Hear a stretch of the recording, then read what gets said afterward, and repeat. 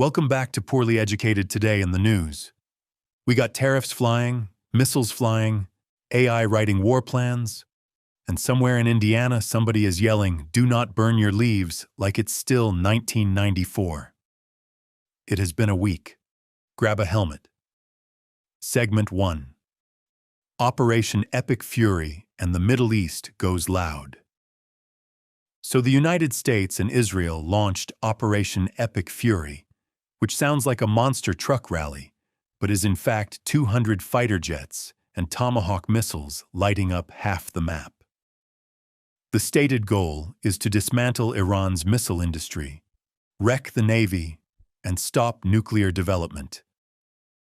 That is not subtle. That is not a strongly worded letter. That is a full send. Leadership targets reportedly eliminated, internet inside Iran drops to about 4%, and ballistic missiles start flying back at Israel and US bases like somebody flipped the world's worst group chat into reply all mode. The administration publicly tells the Iranian people to take over their government. Now, I don't know who thinks regime change works like a push notification, but historically, when bombs fall, people don't immediately go, "Oh yes, now feels like a great time to reorganize parliament." Meanwhile, oil markets are staring at the Strait of Hormuz like a deer in headlights.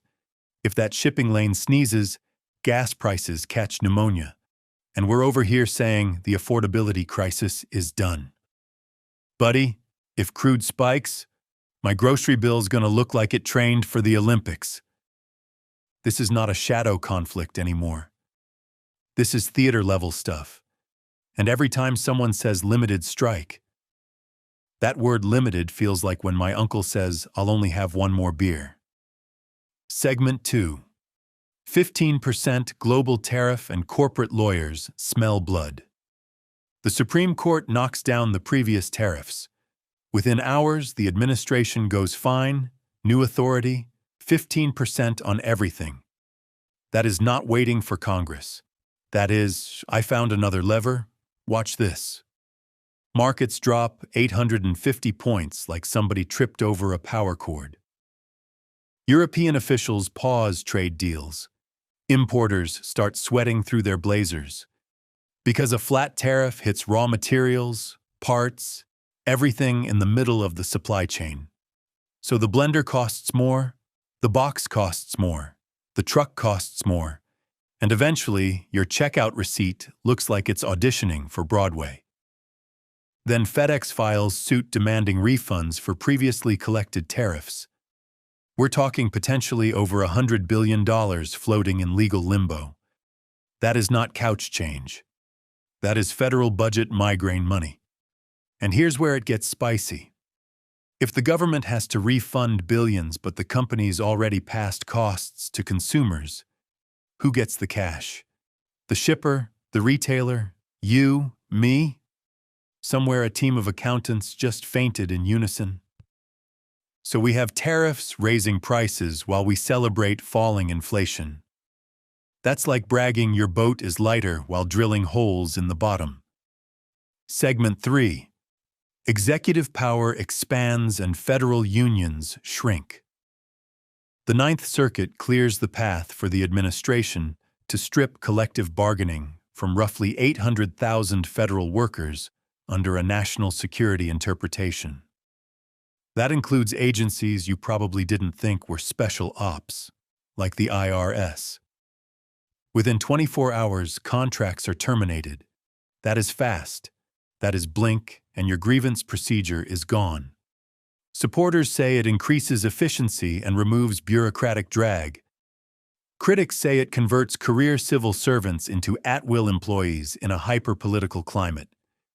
I just know if you tell the tax experts and procurement specialists they now work without negotiated protections. Some of them are updating LinkedIn before lunch. Institutional knowledge is not a light switch. You don't just turn it back on when you need it. It walks out the door with a cardboard box and a retirement plan. And once national security becomes the label for regulatory friction, that label stretches. Today, it's unions. Tomorrow, it could be anything that slows momentum. Segment 4. AI procurement turns into a loyalty test. Anthropic says no to unrestricted military use of its AI model. The Pentagon responds by blacklisting the company from federal contracts. That is not a gentle disagreement. That is, you're off the guest list. OpenAI steps in and secures classified integration agreements. Elon Musk's XAI also gains ground, despite documented issues with its chatbot generating deepfake nonsense at industrial scale. Now I'm just a simple redneck with Wi-Fi, but if your AI struggles to filter fake images in public use, plugging it into national security systems feels bold. Very bold. That is like test driving a lawnmower that occasionally explodes and deciding it's ready for NASCAR. There's a bigger theme here. Tech companies built on ethical guardrails are discovering that federal procurement has different priorities, and when billions in defense contracts are on the table, philosophical debates get very short. We are speedrunning the militarization of commercial AI while still arguing whether it can reliably summarize a PTA meeting. That is a timeline. Segment 5. Immigration courts, border charges, and local police in the crossfire. A federal judge strikes down the third country deportation policy, citing due process concerns. The government gets 15 days to appeal. So operational pipelines pause while lawyers sprint. At the same time, Arizona prosecutors file over 150 immigration-related charges in a single week. Illegal entry, re-entry, smuggling networks. That is a heavy dragnet. Then, in Detroit, officers who coordinated with federal agents despite sanctuary policy discipline end up not fired after intense pressure. Local departments now have to balance municipal law, federal expectations, and community trust. That is not simple math. If residents start viewing local police as extensions of federal immigration enforcement, cooperation drops. And when cooperation drops, everyday policing gets harder. But federal authorities argue deterrence requires visibility and strength. So you've got courts applying constitutional brakes, prosecutors pressing the accelerator, and cities stuck in the middle trying not to spin out. Segment 6. Culture whiplash and Midwest fire warnings. While geopolitics combusts, the United States wins men's Olympic hockey gold over Canada in sudden death overtime. First time since 1980. Morning broadcast pulls massive ratings. For a few hours, everybody cheers the same goal. That kind of unity feels rare lately. Meanwhile, in Indiana, late February warmth hits near 60 degrees, and local officials issue no-burn pleas because wildfire risk spikes. In February, in Indiana. My childhood memory of winter was snow forts, not checking wind speed before lighting a brush pile. And in New York City, animal shelters turn a viral fake AI video into a real event, where dogs appear to choose their adopters. That might be the most hopeful thing all week. We took algorithm nonsense and turned it into actual tail-wagging, which feels like the metaphor. Technology is reshaping everything.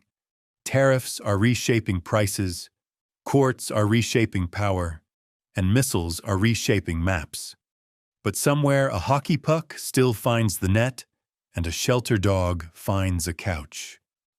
In conclusion, this week showed what happens when executive authority pushes hard on every lever at once. Trade policy, military action, labor structure, immigration enforcement, artificial intelligence procurement, all moving fast, all generating friction. The markets are jittery, the courts are busy. The Pentagon is integrating code faster than some companies can update passwords.